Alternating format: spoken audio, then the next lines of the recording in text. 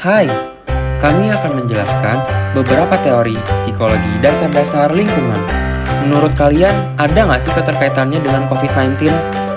Daripada bingung, lebih baik kita mulai aja.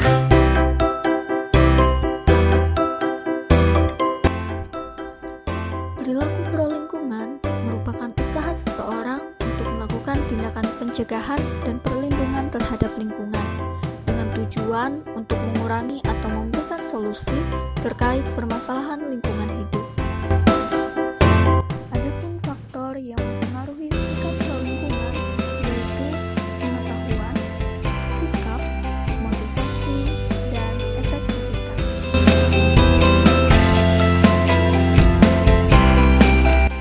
Aspek-aspek perilaku pro-lingkungan. Yang pertama, ada konservasi energi. Yang kedua, mobilitas dan transportasi. Yang ketiga, mengurangi limbah.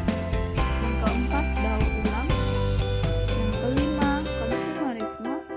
Dan yang keenam, konservasi.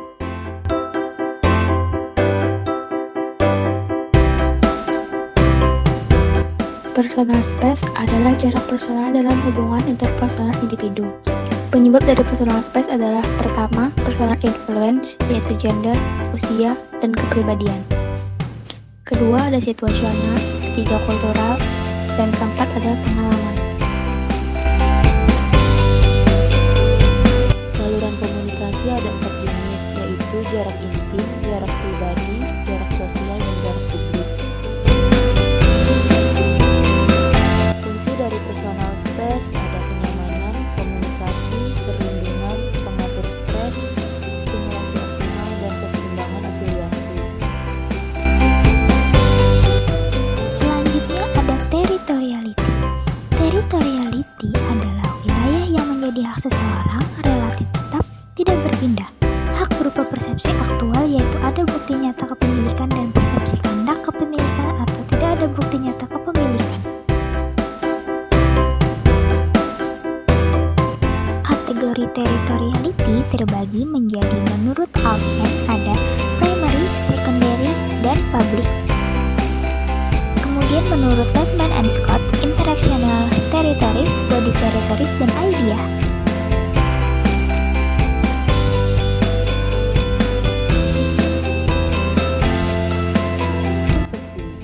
Privasi merupakan interaksi atau keterbukaan yang dikehendaki seseorang pada suatu kondisi atau situasi tertentu.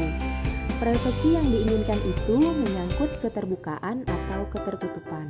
Adanya keinginan untuk berinteraksi dengan orang lain atau justru ingin menghindarinya. Fungsi privasi ada 3.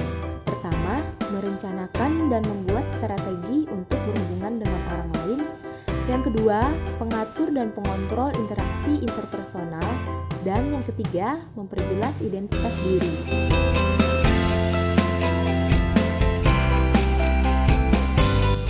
Jenis-jenis privasi ada 2. Yang pertama, keinginan untuk tidak diganggu secara fisik, diantaranya keinginan untuk menyendiri, keinginan untuk intim, dan keinginan untuk menjauh dari pandangan dan gangguan orang lain. Yang kedua, keinginan untuk menjaga merahasiakan diri sendiri, diantaranya keinginan untuk merahasiakan jati diri, keinginan untuk tidak terlibat dengan tetangga, dan keinginan untuk tidak mengungkapkan diri pada orang lain.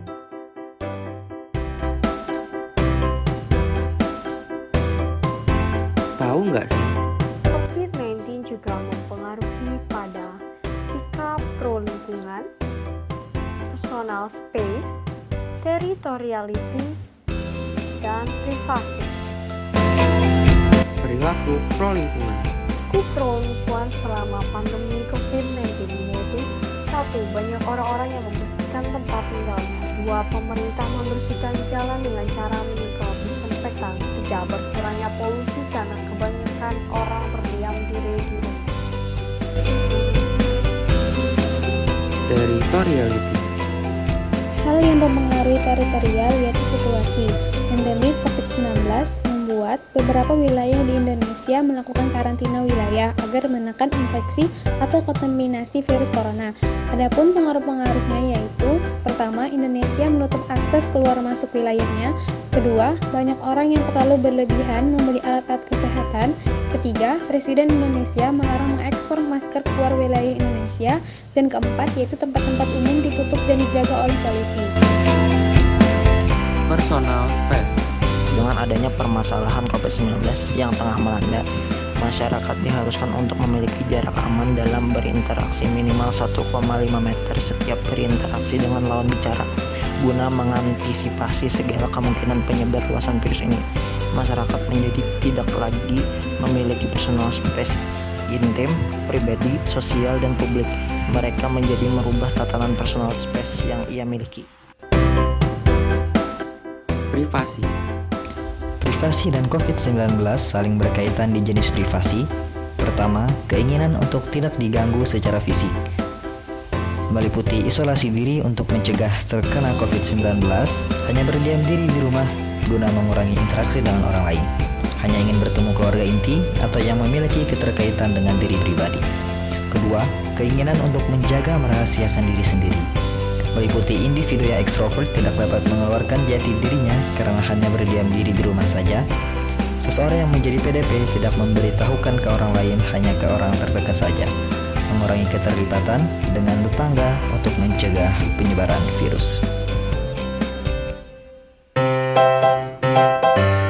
Nah, gimana? Sudah lumayan paham kan? Mungkin sampai sini dulu ya pertemuan kita. Sampai jumpa lagi.